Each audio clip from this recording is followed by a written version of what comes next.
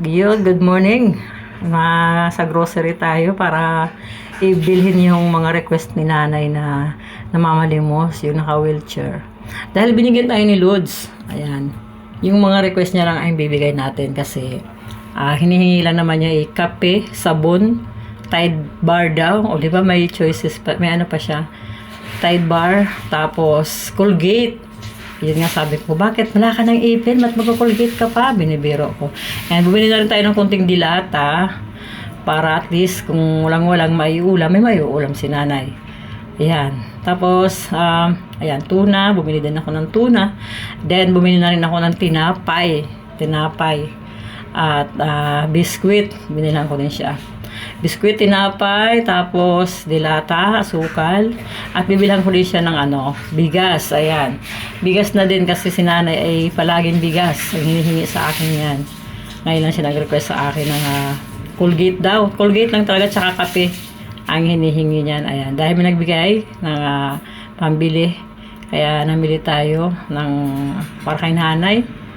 Ayan. Bibigay ko yan mamaya kasi ayun na yung honey ko. Oh. So proud ako sa honey ko na yan. Dahil kahit galing pang trabaho ay sinamahan ako. Di pa nagbibihis. Natutuwa naman ako sa kanya kasi na-adapt niya na yung mga ginagawa ko. Hindi siya nagreklamo. At sinusuportahan talaga niya mga ginagawa ko. Kaya napaproud ako sa kanya, sa partner ko. Dahil very supportive sa akin. Sa mga ginagawa ko. Masaya kasi ako sa ginagawa ko. Kaya alam niya yon, alam niya na yun nagpapasaya sa akin, yung ginagawa ko. Yan, pagpapakain ng mga stray cats, papakain ng mga pusa, mga asong gala. Ayan, kaya yun siya nagbigay kay nanay. Pinabot ko na lang kay nanay. Kompleto naman yun, yung mga hiningi niya. Na kompleto naman at may sobra pa konti. Binili ko siya ng bigas. Kahit kabibigay ko lang sa kanya ng bigas last night, binigyan ko siya ng bigas, pero binilang ko na din para at least, 'di ba? Ayan, tinawag niya ako. Maingay po kasi sobra, kaya nag-voice over ako. Ang sakit sa tenga ng ingay sa labas. Sabi niya sa akin ay sa susunod pahingi naman ako ng kaunting pera. Sabi ko, sige, bibigyan kita ng kaunting pera. Tawa siya eh. Tapos ayun, natuwa siya. Ganyan po talaga yan si nanay.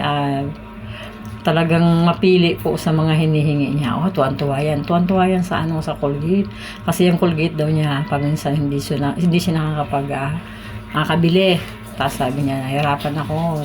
Gusto ko mag-toothbrush, mag-Colgate. Colgate talaga yan. Matagal na hinihingi sa akin ng Colgate. Sabi niya, pagbalain ka ni Lord. Sabi niya gano'n. Thank you daw. Thank you, Lord. Salamat po sa nagbigay. Maraming salamat. God bless you, Lord. Miss you. Thank you. Thank you so much.